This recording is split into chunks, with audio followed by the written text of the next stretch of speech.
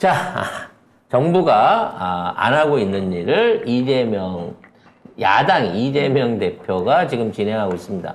임대주택 공공주택 예산안이 사실상 완전 제로로 없어질 뻔한 걸 갖다가 부활을 시켜냈거든요. 내용 한번 보시겠습니다. 네, 국회 국토교통위원회에서 2023년도 국토교통부 행정중심 복합도시건설청 새만금 개발청 소관 내년도 예산안을 의결했습니다. 이 의결된 예산안에는 공공임대주택 관련 예산 5조 6천억 원을 되살려 5조 9,409억 원을 증액하는 방안도 담겼고요. 또 주거지원이나 노후 공공임대 리모델링도 증액됐습니다. 이게 사실 공공임대주택이라고 하는 게 서민들한테는 일종의 그 로망인 거거든요. 내 생전에 서울에 있는 20억대 아파트는 도저히 살 수 없지만 임대주택으로라도 서울에서 20년 그 이상 안정적으로 일할 수 있는 동안 주택을 쓸 수 있다고 하면 그거 이상의 서민들이 바랄 수 있는 저희가 없어요. 물론 내 집을 가지는 거는 모두의 공통적인 소망이지만 현재 대한민국의 평균 임금을 받고 있는 대부분의 중산층들이 순수히 자기 자본만 가지고 집을 산다는 거는 정말 어렵습니다. 갈수록 더 어려워지겠죠. 그래서 이런 부분 하에서 그 서민들의 희망을 꺾어버리는 그런 어떤 폭정이었거든요. 공공임대주택 아예 안 하겠다는 거는. 네, 아예 날려버렸잖아요. 네. 근데 이거를 되살려냈습니다. 참 고마운 일이고요. 이렇게 해서라도 공공임대주택이 지어지고 만들어져야 정말 뭐랄까 서민들이 서울에서 쫓겨나지 않는 이런 상황이 되지 않겠어요? 이제 가면 갈수록 부자들이 더 많은 집과 더 많은 작은 집들까지 사들여가지고 임대주가 되겠다고 얘기하고 있는 거예요. 윤석열이 얘기하는 건 그거 아닙니까? 아니, 그렇죠. 내가 집을 사야 니들한테 임대를 줄 거 아니야.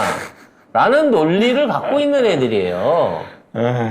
그래서 그거를 공공성이 확보되게끔 어차피 임대밖에 살 수 없는 서민들이 있는 거는 팩트니까. 이러한 제도들이 만들어지는 건 매우 중요하다는 거야. 보건행정만큼이나 우리가 의식주가 다 필요하지만 뭐 식문제는 웬만큼 해결됐다고 보더라도 이제는 주거 안정과 건강복지, 노후복지에 대한 부분들을 이제 신경 써야 될 때라는 거거든요. 근데 이 정부는 돈 있는 사람이 그것들을 전부 다 독점해서 알아서 논아줄 텐데, 그게 자유인데, 왜 니들이 그런 정책에 대해서 반대를 해? 라고 얘기를 하고 있는 겁니다. 이것 외에도 뭐 중소기업 돕기 위한 여러 가지 정책들과 그 다음에 그 시장 상인들을 위한 그 지역 화폐까지도 전부 다 지금 살아나고 있기 때문에 그리고 뭐 공공기관 민영화 저지 뭐 이런 것도 있고 그 다음에 민주당의 중점 추진 법안이 또 한 50여 개 있거든요. 네. 거기 보면은 뭐 판검사 법 왜곡죄 뭐 이런 것도 있고 신문법 개정안 그 다음에 노란봉투법, 이렇게 노동자들을 위한 것들도 있고, 이 공공을 위한 이런 법안들, 이런 거를 추진을 계속 하겠다. 그리고 이번 국회에 꼭 할 거라고 이렇게 얘기를 하고 있습니다.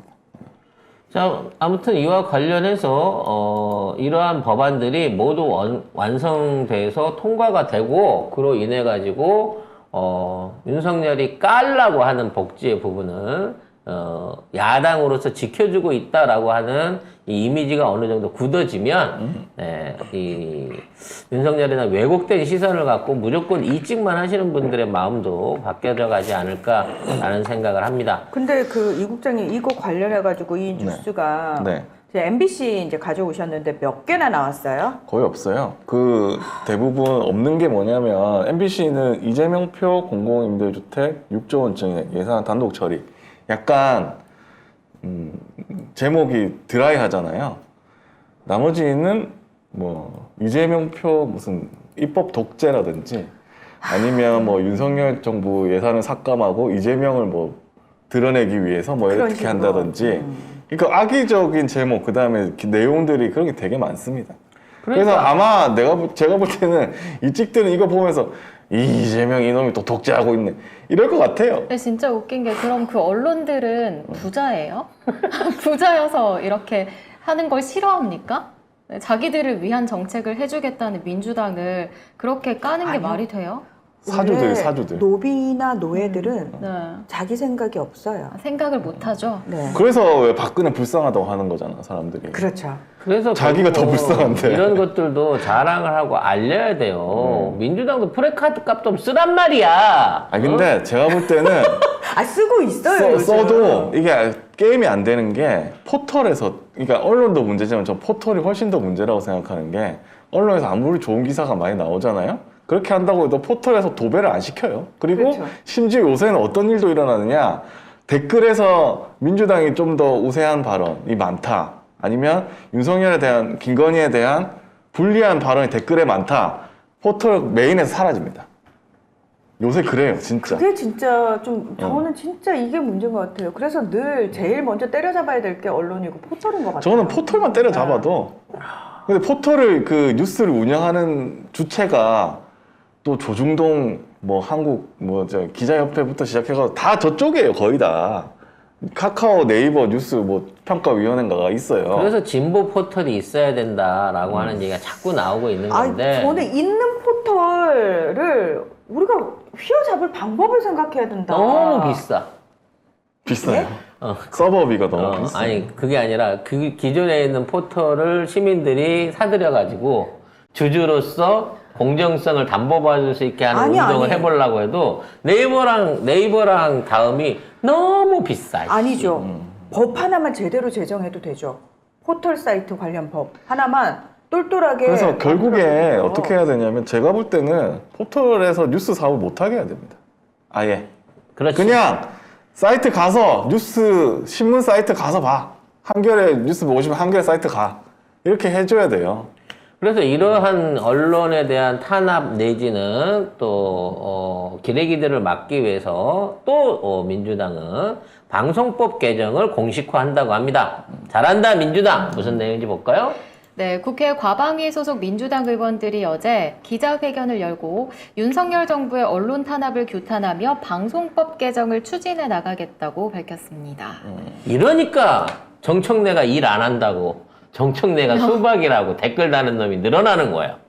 왜요? 지금 저들의 타켓은 지금 정청래와 이재명을 동시에 보내는 겁니다. 이간질을 시키는 겁니다.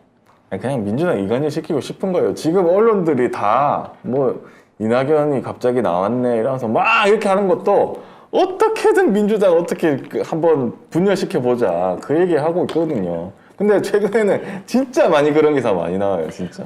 그러니까 이런 그릇된 언론 환경하에서 민주당 지지율이 50%에 육박하고 있다는, 넘었다는 말도 있는데요. 이건 정말 이재명 효과라고 봐야 되는 거고요. 진짜 그러면 언론만 정상적이었으면은 네. 사실은 경희 대통령이 될 리도 없겠지만 없죠. 그렇죠. 네. 지금이라도 내려오게 만들 수 있는 거죠. 당연하지. 그러니까요. 그러니까 아니 보세요, 조국 장관 뭐 잘못해서 그렇게 됐습니까? 언론들이 미친 듯이 때려대고 온 종편, 온 보도 채널, 온 공영방송 전부 다 달라붙어가지고 몇 년을 했어요. 그걸 1년을 넘게 했어요. 나는 너무 속상한 게, 그러니까 딴 것 안 바라 그냥 미국 언론 정도만 해라. 아, 너무 많이 바라는 거. 너무 많이 바랍니다. 네. 죄송해요. 기레기들한테 뭘 바래요. 바라면 안 됩니다. 없어져야지. 아무튼 여러분들이 언론에 대한 취사 선택을 좀 하실 수 있는 어떤 이렇게 가려보시는 느낌이 있으면 좋겠고요. 그런 분들이 좀 많이 늘어났으면 좋겠습니다. 저희가 비록 15만짜리 작은 중소방송이지만 이 방송을 들으시는 분들이 주변에 있는 분들 2분씩만 더 이러한 진보 포털이라든지 새로운 정보에 눈뜨게끔 만드시면 15만이 금방 150만 되고 1,500만 되는 거거든요. 그러니까 언젠가 민주 포털 내지는 최소한 중도 좌파 정도의 방송을 할 수 있는 그런 방송사와 언론이 만들어지고, 그쪽에 여러분들이 힘이 좀 모여주신다고 하면 나라는 달라지지 않을까, 대한민국은 달라지지 않을까 싶은데, 지금 우리가 그 역할을 하고 있는 거잖아요. 중도 좌파. 네, 아닌가? 아무튼 중도 좌파에서, 아니 우리는 그냥 뉴스 이렇게 많이 양대파고, 해주는 데 있나? 양대파고, 네, 우리는 양대파요? 양대파. 우리는 그냥 여러분들한테 바른 소식을 전해드리기 위한 올바른 뉴스와 방향성을 정해드리기 위한 역할을 나름대로 최선을 다해서 하고 있다라고 평가받고 싶습니다. 왜냐하면 우리의 이러한 이 비판 또 현실을 보는 이 시각들이 비록 보시는 분은 적을지 모르지만 이게 기록으로 남아요. 역사에 남습니다. 옛날에 뭐 독립신문 만들어져 가지고 일제치하에서 그 여러 가지 기사들 나왔을 때 과연 그 기사들을 국민들이 몇 분이나 보실 수 있었겠어요. 하지만 그 당시에 이렇게 저항하는 사람들이 있고 의견들이 있었다는 게 남고 남아서 결국은 지금의 대한민국을 만든 거 아니겠습니까? MS님께서 홍보하고 있는데 쉽지 않아요. 다들 정치에 너무 빠지지 말라고만 해요. 라고 하시는데 사실은 이게 제일 위험한 게 우리 삶하고 제일 밀접한 게 정치죠. 그걸 진짜 잘 알아야 돼요. 진짜 잘 알아야지 우리가 어떻게 살 수 있는가. 그걸 생각할 수 대통령이 있는 겁니다. 문재인이었다가 윤석열로 바뀌는 것만으로도 나라가 6개월 만에 이렇게 완전히 딴 나라가 됩니다. 정치를 알아야지 정책이나 이런 행정 같은 걸 알고 내가 삶에 어떤 선택을 할 것인가에 그런 걸 다 반영하기 위해서는 정치를 모르면 안 돼요. 그냥 아무것도 모르고 그냥 선택하다가 쳐맞는다고요. 그게 결국은 정치 때문에 여러분 생활이 바뀌는 거예요. 저 전기세 여름에도 5만 원, 6만 원 내다 지금은 7만 원, 9만 원씩 나와요. 지금 도시가스 비도 37.8%가 그 이상인 것 같아. 나 지금 네. 도시가스를 집에서 거의 밥을 안 해 먹으니까 9천 원, 만 원대 내거든요. 나 3만 5천 원 나와 지금. 지금 그래서 다들 나는 이게 380% 오른 것 같아. 내 네, 느낌은. 이게 무슨 일이냐고 다들 왜 이런 일이 벌어지고 있냐고. 근데 그게 정치가 거창한 게 아니고 그게 바로 정치의 결과물이에요. 그게 바로 이직을 한 결과물이라고요.